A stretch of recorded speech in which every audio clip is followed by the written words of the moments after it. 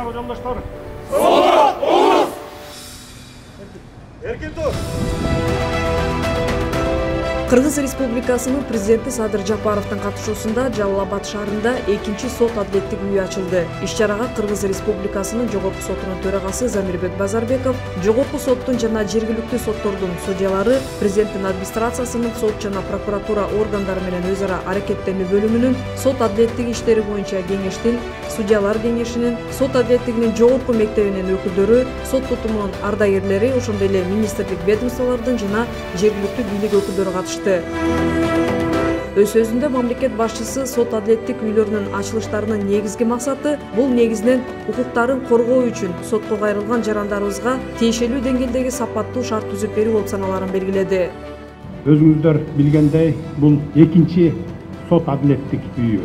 Үстүбүздөгү жылдын март айында Ысык көл областында алгачкы сот адилеттиги үйүн ачканбыз. Сот адилеттиги үйлөрүнүн ачылышынын негизги максаты күнөөсү далилденген кылмышкерлерди жазалоо гана эмес, эң башкысы сотко кайрылган ар бир жарандын укуктарынын корголушу үчүн тиешелүү деңгээлдеги сапаттуу шарттарды түзүп берүү болуп саналат. Ишке кирген сот адилеттиги үйлөрү адилеттүүлүк өкүм сүргөн, бузулган укуктарды кайра калыбына келтирген нагыз укуктук борборлорго айлануулары зарыл. Ошондуктан ылайыктуу ири имараттар сот органдарына өткөрүлүп, андан тышкары мамлекеттик бюджеттен тиешелүү көлөмдө каражаттар бөлүнүп берилүүдө.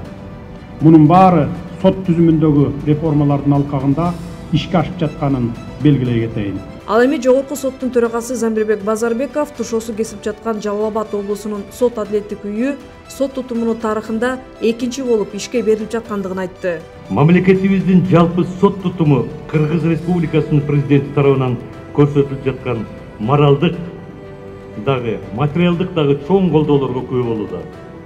Ошол колдоону эске алып, өз милдеттерибизди так жана сапаттуу аткарууну сот реформасынын 3-чү негизги этабы катары ишке ашырып жаткандыгыбызды да бир жолу баса белгилеп кетмекчимин. Сот адилеттигин ишке ашырууда негизги приоритет катары жарандардын талабына ылайык жагымдуу шарттарды түзүү менен эле чектелбестен, иштерди кароодо белгиленген мөөнөттө мыйзамдуу жана адилеттүү өкүм чечимдерди бирдиктүү практикага, тажрыйбага ылайык кабыл алынуусу ар бир судьядан талап кылынууда.